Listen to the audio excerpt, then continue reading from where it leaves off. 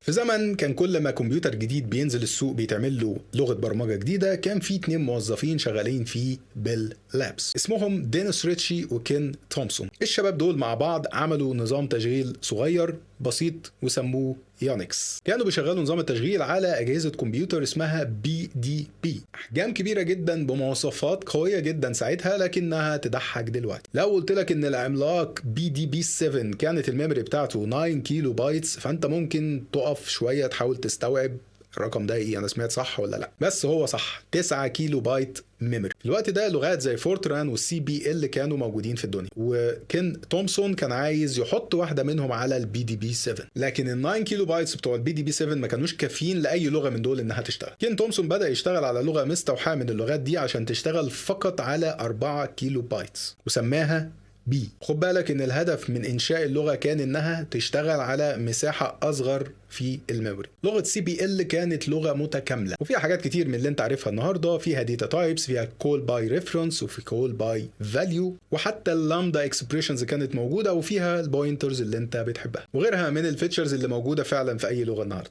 بس مشكلتها ان من كتر الفيتشرز اللي فيها في الوقت ده كانت تقيله، ما تنفعش تنزل على كل الاجهزه، وكان صعب تكتب لها كومبايلر يقدر يشتغل على كل الاجهزه. صاحبها نفسه اللي عمل اللغه دي اضطر يشيل منها فيتشرز كتير ونزل نسخه مخففه منها سماها BCPL عشان تبقى اكثر مرونه ونقدر نشغلها على اجهزه مختلفه. كين تومسون خد البي سي بي ال اللي هي النسخه اللايت وعمل منها نسخه لايت اللي هي البي. خدت بالك ان الشباب هنا مشكلتهم مع اللغه ما كانتش انها مثلا ضعيفه ولا مش عارفه تتعامل مع الهاردوير، مشكلتهم مع اللغه انها ما كانتش مناسبه للمكنه اللي هم عايزين يشتغلوا عليها. المهم بعد فتره نزل جهاز جديد اسمه بي دي بي 11 بمواصفات اعلى، فبدا كين ودينيس يفكروا في استغلال المواصفات الزياده دي في اعاده كتابه يونكس لكن بلغه هاي ليفل شويه، لان يونكس الى هذا الوقت كان مكتوب بالاسمبلي. طبعا المفروض ان لغه بي تبقى المرشح رقم 1 لاعاده كتابه يونكس، لكن هم خدوا القرار ان هم يعملوا لغه جديده سهله، هي كده يلا نعمل لغه. دينيس ريتشي هو اللي خد التاسك بتاعه اعاده كتابه البي وتحويلها الى لغه جديده وسموها سي. وعلى حد قول كين تومسون فسي هي بي ويز تايبس. كانت اهم سمه من سمات السي انك تقدر تبيلد نفس البروجرام على اكتر من كومبايلر. الوضع ده ادى الى ان يونكس نقدر نعمل له بيلد ونستخدمه على اي ماشين جديده وما نحتاجش نري رايت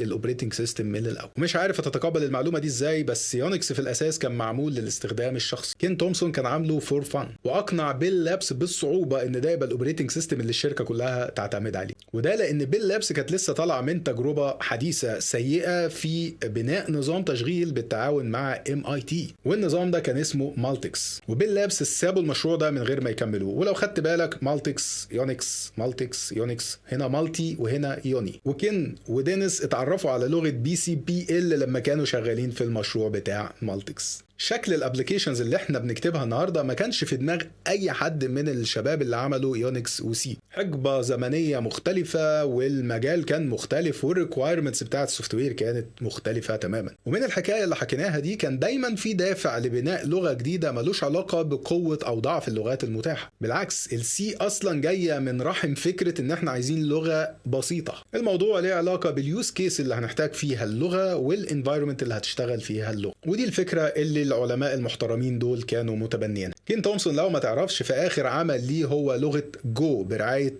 جوجل. فنسال نفسنا بقى سؤال، ليه كين تومسون ما توقفش عند السي وقرر بعد العمر ده كله يعمل لغه برمجه جديده؟